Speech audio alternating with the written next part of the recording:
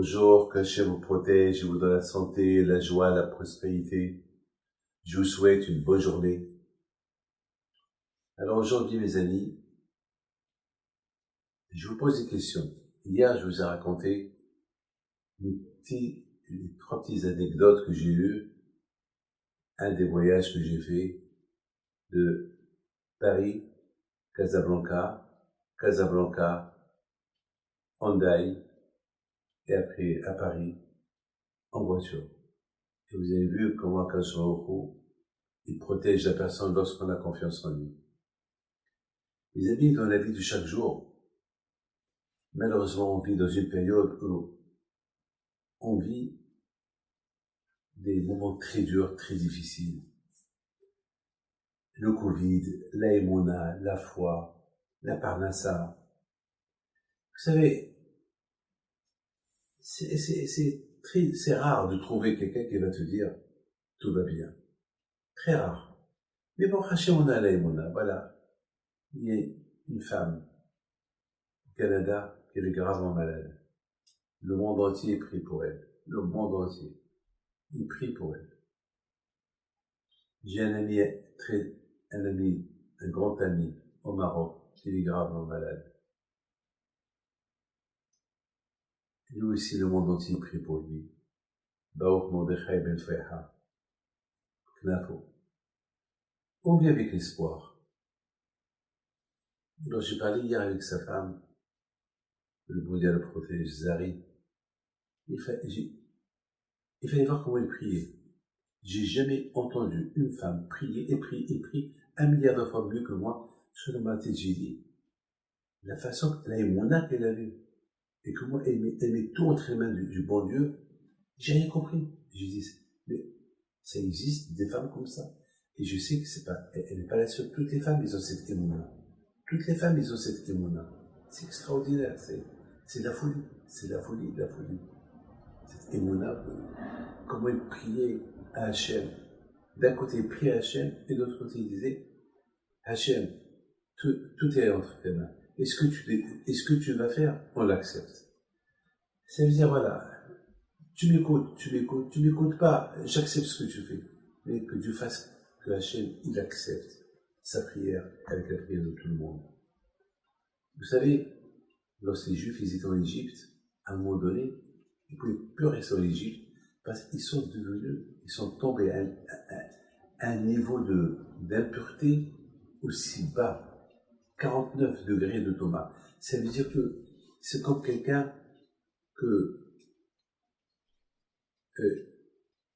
il n'arrive pas à respirer, et que si tu ne lui mets pas maintenant, on ne va pas l'intuber, il va mourir. Parce qu'il ne respire pas.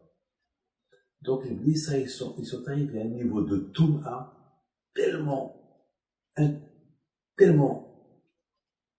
aussi bas niveau qu'il fallait que Hachem, il les fait sortir de l'Égypte tout de suite.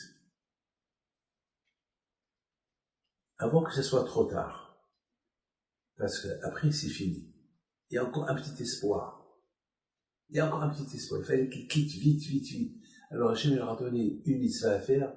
Il leur a dit, il faut faire la Brit Mila. Et il leur a dit de faire un sacrifice, le Korban Pessah, le sacrifice de Pessah. Ils ont fait ces 2 mitzvot-là. Et puis, le soir, il y a eu la mort de tous les premiers-nés et Hachem a libéré les Juifs de l'Égypte. Vous savez, mes amis, quelqu'un qui conduit une voiture et en roulant, il voit en face de lui un ravin. S'il continue, c'est la fin.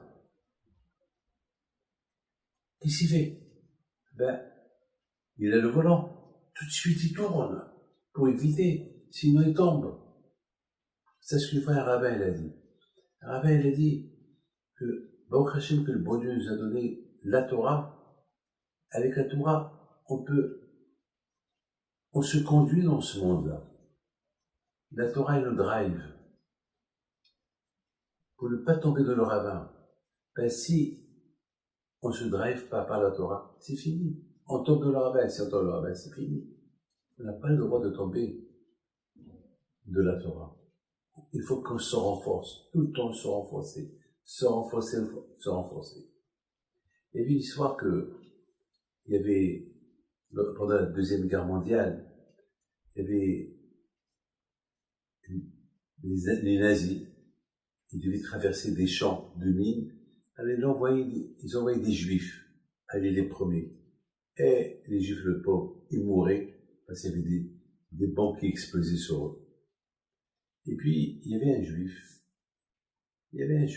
que ce jour-là, il a fait une mitzvah.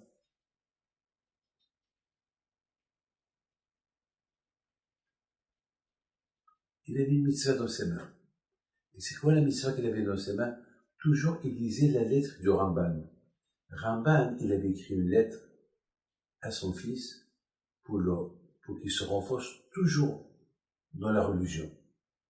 Alors ce juif-là, toujours, chaque matin, il la connaissait par cœur, il lisait cette lettre que le Ramban, il a écrit à son fils pour se renforcer dans la émouna, dans la religion. Alors, à un moment donné, on lui a dit, « Eh monsieur, toi, ton copain il est mort, mais tu continues. Fais-nous le terrain. » Et à un moment donné, il est tombé, il a glissé, il est tombé. L'Allemand, il s'est énervé, il voulait le tuer. Son copain lui a dit, « Ah, ne le tue pas, laisse-le crever ici. » Allez. De toute façon, le champ il est vide parce que ça y est plus. Tous les mythes qu'il y avait, ça y est, les Juifs qui sont passés, ils les ont tués. Alors les Allemands, ils ont eu confiance, ils ont laissé le monsieur derrière eux. Eux, ils ont continué, et là, ils ont été pris par un piège, des mines qui les ont tous tués, mais le Juif est resté vivant. Il est resté vivant. C'est une mitzvah de lire la lettre du Ramban et la laisser vivant. C'est de la folie. Parce que toujours il disait, Hachem, fais-moi vivre pour que cette lettre que le Ramban il écrit à son fils, je vais l'enseigner à mon fils. Eh ben, il a résisté à la guerre. Après la guerre, il s'est marié. Il avait maintenant 10 ou 11 enfants. Il leur a enseigné la lettre du Ramban. Voilà mes amis, la émouna. Les amis, je termine avec l'appel que je fais chaque matin après le cours. Votez chasse. C'est Rav Aryeh Deri. Et bien sûr, pour qu'on puisse avoir des élus, Be'ezat Hashem, dans la Knesset qui représente le judaïsme séfarade. Et que le bon Dieu vous protège, vous donne à vous tous la santé, la joie, la paix et la prospérité à Melkelason. Soyez bien et bonne semaine.